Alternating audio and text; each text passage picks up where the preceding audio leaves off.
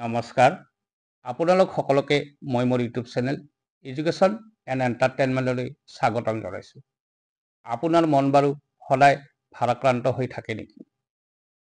যিকোনো কামতে সফলতা লাভ কৰাত অসুবিধা পায় নেকি? তেন্তে এই ভিডিঅ'টো প্ৰথমৰ পৰা শেষলৈ চাওক।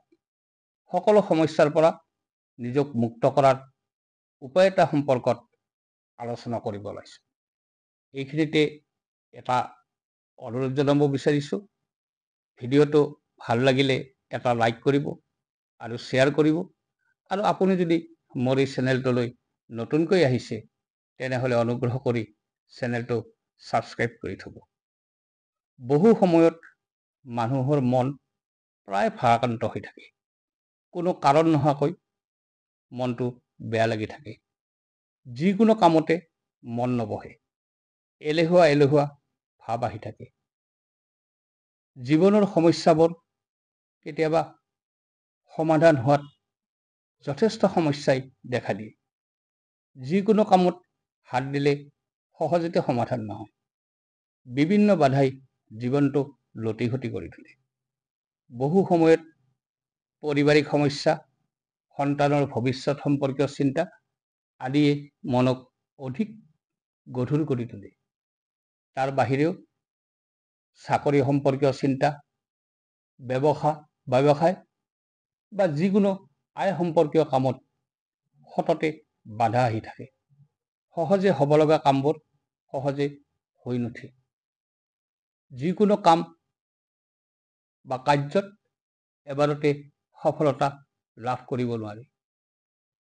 আনে যিটো কাম অতি সহজে কৰিব পাৰে, সেই কামটোকে আপুনি কৰিব খুজিলে হয়তো বহু বাধাৰ মাজেৰে কৰিব লগা হয়। তেনেহ'লে আহক এই সকলোবোৰ সমস্যা সমাধান কৰাৰ উপায় এটা সম্পৰ্কত আজি আলোচনা কৰোঁ।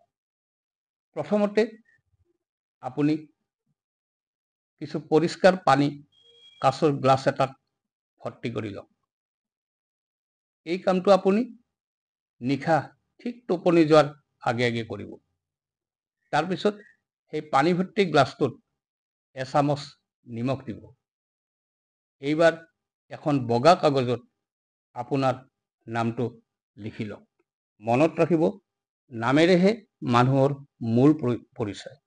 সেয়ে নাম ধৰি কোনোবাই প্ৰশংসা কৰিলে মনটো ভাল লাগে, বা নাম ধৰি সমালোচনা কৰিলে বা গালি পাৰিলে মনটো বেয়া লাগে। অৰ্থাৎ নামৰ সৈতে মানুহৰ মনৰ এটা গভীৰ সম্পৰ্ক আছে। যিয়ে নহওক, এইবাৰ এখন টেবুলত নিমখ আৰু পানী ভৰ্তি গ্লাছটো লৈ আপুনি চেয়াৰ বা টুল এখনত গ্লাছটোৰ সন্মুখত বহি লওক আৰু আপোনাৰ নাম লিখা কাগজখন গ্লাছটোৰ ওপৰত ধৰক। তাৰ পাছত চকু দুটা মুদি আপোনাৰ সকলো সমস্যা, দুখ, বেদনা, বাধা আদি একান্ত মনে চিন্তা কৰক। মনত ৰাখিব, এই সময়খিনিত যাতে আপোনাৰ মনটো কাগজখনত কেন্দ্ৰীভূত হৈ থাকে। এনেদৰে 3 পৰা 5 মিনিট এই কামটো কৰক। তাৰপিছত আপুনি চিন্তা কৰক যে আপোনাৰ সকলো দুখ, বেদনা, সমস্যা আদি এই কাগজখনৰ জৰিয়তে গ্লাছটোত ডুবাই দিব। এনেদৰে মনত চিন্তা কৰি কাগজখন গ্লাছটোৰ পানীত সম্পূৰ্ণৰূপে ডুবাই দিয়ক। তাৰপিছত গ্লাছটো আপুনি আপোনাৰ টোপনি যোৱা বিচনাখনৰ মূৰৰ ফালে এখন টেবুলত থৈ টোপনি যাওক।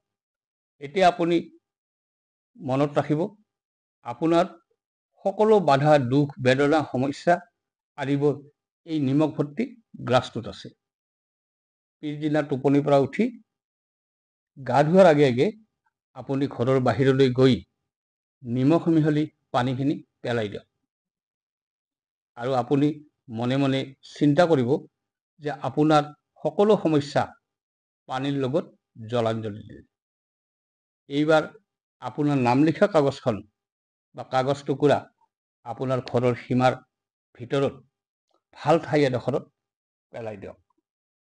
তাৰপিছত আপুনি গা পা ধুই লওক। ধুই লৈ আপুনি সেই গ্লাছটো ভালকৈ ধৰক আৰু তাত এগিলাচ পৰিষ্কাৰ ঠাণ্ডা পানী লওক আৰু পানী গ্লাছ আপুনি মুখৰ সন্মুখত ৰাখি চকু মুদি চিন্তা কৰক যে আপোনাৰ সকলো সমস্যা বাধা আজি আপুনি নিমখ ভৰ্তি পানীৰ সৈতে জলাঞ্জলি দিলে। তাৰ পাছত পানী গ্লাছ সম্পূৰ্ণৰূপে পি লওক। তাৰ পাছত আপুনি আপোনাৰ যি দৈনন্দিন কাম তাত লাগক। দেখিব অন্য দিনাতকৈ সিদিনা আপোনাৰ মনটো বহুত ফৰকাল লাগিব। গধুৰ ভাৱবোৰ নোহোৱা হ'ব। দুশ্চিন্তাবোৰ আঁতৰি যাব আৰু সিদিনা আপুনি যিকোনো কাম প্ৰায় সহজতে সমাধান হ'ব আৰু তেতিয়া আপোনাৰ মনটো ভাল লাগিব, সবল লাগিব আৰু আপুনি অনুভৱ কৰিব পাৰিব লাহে লাহে যে ইয়াৰ পাছৰ পৰা আপোনাৰ যি জটিল সমস্যা আছে, বাধা বিঘিনি আছে, এইবোৰ লাহে লাহে আঁতৰি গৈছে। আপুনিও এই কামটো কৰি চাবচোন। যদি সুফল পায় তেতিয়াহ'লে কমেণ্ট বক্সত কমেণ্ট কৰি জনাব। ধন্যবাদ।